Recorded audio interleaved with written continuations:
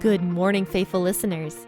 You have tuned in to the P40 Ministries podcast, the one place where you can get a daily explanatory Bible reading to start your day strong.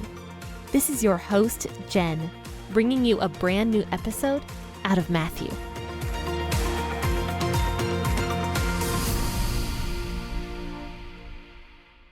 Hey, good morning, friends and faithful listeners. Happy Tuesday. Thank you so much for tuning in to the P40 Ministries podcast with your host, Jen here. And we are in Matthew chapter 20 today, verses 1 through 16. We're going to be talking about a parable today. And to me, it was actually kind of a confusing parable. I had to research this one a lot. So let's go ahead and see if we can decipher this. So grab your cup of coffee or your cup of tea, and let's go ahead and start reading this. I will be reading out of the WEB version of the Bible this morning, but you, of course, can read out of whatever version you want to. For the kingdom of heaven is like a man who was the master of a household, who went out early in the morning to hire laborers for his vineyard. When he had agreed with the laborers for a denarius a day, he sent them into his vineyard. He went out about the third hour and saw others standing idle in the marketplace. He said to them, "You also go into the vineyard, and whatever is right I will give you." So they went their way. Again he went out about the 6th and the 9th hour, and did likewise. About the 11th hour he went out and found others standing idle. He said to them, "Why do you stand here all day idle?" And they said to him, "Because no one's hired us." He said, "You also go into the vineyard, and you will receive whatever is right." When the evening had come, the Lord of the vineyard said to his manager, "Call the laborers and pay them their wages, beginning from the last to the first." When those who were hired at about the 11th hour came, they each received a denarius. When the first came, they supposed that they would receive more, and they likewise each received a denarius. When they received it, they murmured against the master of the household, saying, "These last have spent 1 hour, and you have made them equal to us who have borne the burden of the day and the scorching heat." But he answered one of them, "Friend, I am doing you no wrong. Didn't you agree with me for a denarius? Take that which is yours and go your way. It is my desire to give to this last just as much as to you. Isn't it lawful for me to do what I want with what I own? Or is your eye evil because I am good?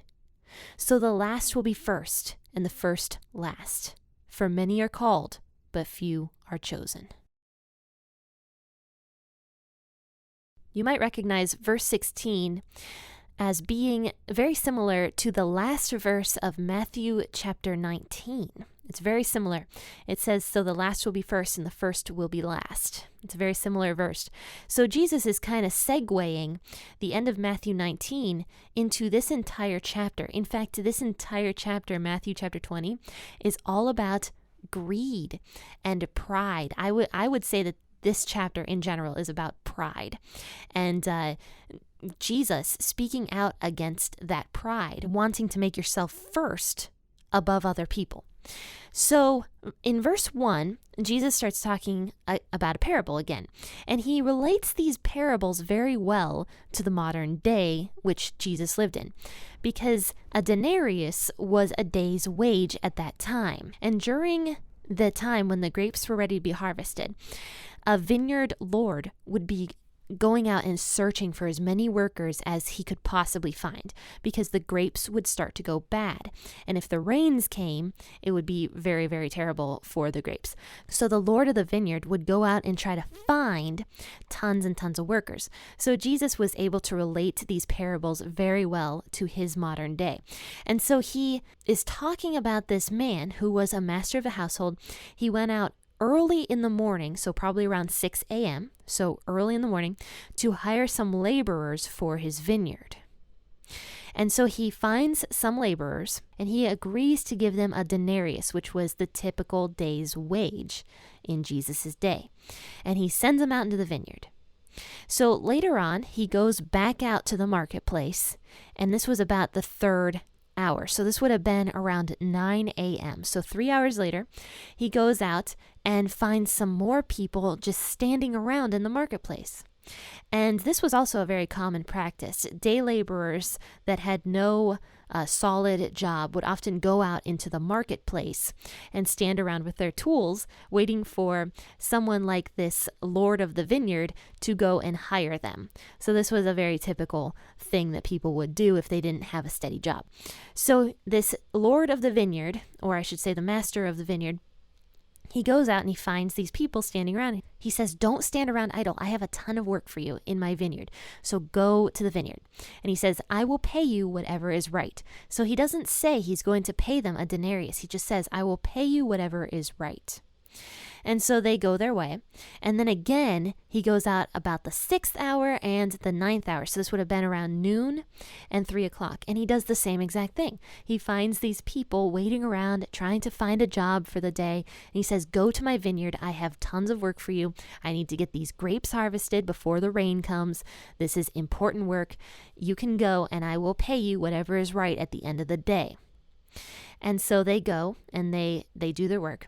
Now once again, at 5 o'clock, it says the 11th hour, this master goes out and finds some more people standing around the marketplace. And I would have thought at this point, potentially these people would have gone home, since it was probably close to evening at this point, and maybe they were about to head home. And they realized they hadn't got hired for the day when this master comes over and are like, why are you standing around? I have work for you. He says to them, why do you stand here all day idle? And so this master is just confused that these workers are standing around idle or not doing anything, because he has so much work for them. He just wants as many helpers as he can possibly get. These workers say to the master, they're like, well, we don't have any work. No one hired us for today. So the master says, okay, well, you guys also go into the vineyard and you will receive whatever is right for the day. So I can imagine that these people at the end of the day at 5 o'clock probably thought they weren't going to get very much at the end of the day. But it says when evening had come, so this would have been 6 o'clock at the end of the day. It says when evening had come, the Lord of the vineyard said to his associate, he says, okay, so call all the people that I hired for today and pay them, but begin with paying the last ones first. And that's kind of an important part of this parable here. He says, pay the last ones first. So the people that had come to the vineyard at 5 o'clock get paid first, and they actually get paid an entire day's wage, a full denarius for only 1 hour of work. And then he ends up paying all the ones from the last ones that started working all the way to the first ones that started working at 6 in the morning. So these ones at 6 in the morning are expecting to get paid more. In fact, it says here in verse 10, when the first came, they supposed that they would receive more, and they likewise each received a denarius. So they only received the day's wage. And so they're all upset. They're like, well, we worked in the heat and, we worked all day for you and we only got a denarius. So the master answers one of them, and he's actually answers him very friendly. And he's like, friend, I'm not doing anything wrong to you, is what it says in verse 13. He says, you agreed to work for me for a denarius, didn't you? He's like, so take your denarius and go. Don't complain against me because you agreed to that wage. And he's like, it's my money. I can give it to whoever I want to give it to. I wanted to show these people mercy, the ones that had come last to the vineyard.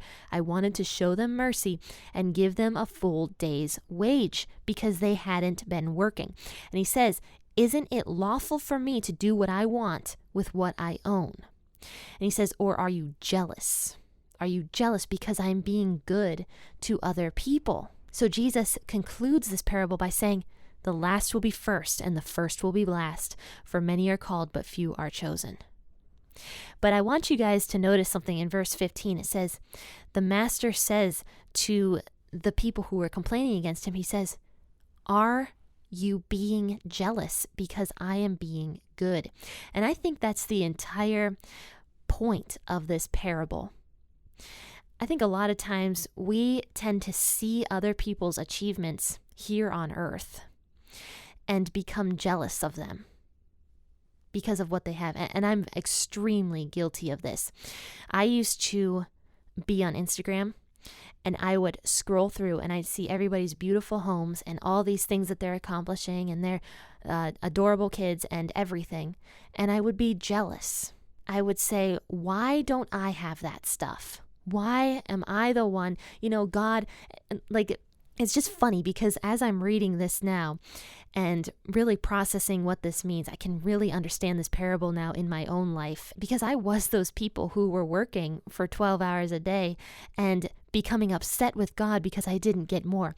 I would be like, God, I've been a Christian since I've been 6 years old. I've done all this for you. I've played the piano for you. I've sung at church for you. I've done this, and this. And I'd make this big old laundry list of all this stuff I'd done for God. And then I would complain about the blessings that I had in my life. And I'd be like, well, look at so-and-so, she has this, or she's done that with her life, or she's successful, she's making money, she's a self-starter, she's this, she's that. And I would compare myself to this other person. And this is the whole point of this parable, I believe, is just, I think Jesus is saying, stop comparing yourself to other people. God is loving towards everyone that comes to him.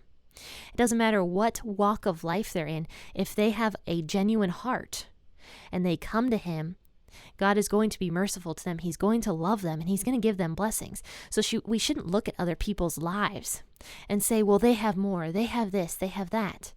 But in actuality, God is extremely fair. And it doesn't matter how much, and I'm actually speaking to myself here, it doesn't matter how much I have done for God. It doesn't matter. What matters is God is being merciful towards me. God is being extremely merciful towards me, because in all actuality, I can't give anything to God at all. I got nothing to give to God. But yet God has still blessed me with so much. I am so blessed. And so we can't play the comparing game. There was actually a quote I read a while back, and it was based towards females. And it said, her success does not define yours. And that really stuck with me, actually. And I ended up getting off of Instagram because I couldn't handle the amount of comparing that I was doing, among other things. There was a lot of reasons I got off Instagram, but that was one of them. I would compare myself to other people, and it was just a wrong thing for me to do. I had no business comparing my blessings to another person's blessings. This is what Jesus is saying here in this parable. We shouldn't be jealous of other people, because God does bless us. We can't give anything to God, but he gives us so much. Going back to the parable a little bit, some scholars actually believe that this parable is talking about the Jews and the Gentiles. The Jews being the ones who went out at 6 a.m. and worked a 12-hour day, receiving a denarius. And then the Gentiles being the ones who worked later on in the day, only worked for an hour or so, and received a full day's wage. I actually found that pretty interesting as well. And it makes a lot of sense, because the Jews really believed that they were the first. They were the ones who God loved and God showered blessings on. And if you weren't a Jew, then you didn't have God. You did not have anything. And so Jews were, at this time, in Jesus' day, very, very self-righteous, for lack of a better term. And they believed that they were the ones who were going to get into heaven and no one else possibly could. And also they were very strict with who they allowed to study the Jewish law and be a Jew themselves. They were very strict with that as well. They didn't believe that Gentiles could be in God's kingdom. So the fact that this parable could be talking about that as well is pretty interesting, that, the Gentiles did come later on. After Jesus died on the cross, the Gentiles came to salvation, and they talk about that a lot in Acts.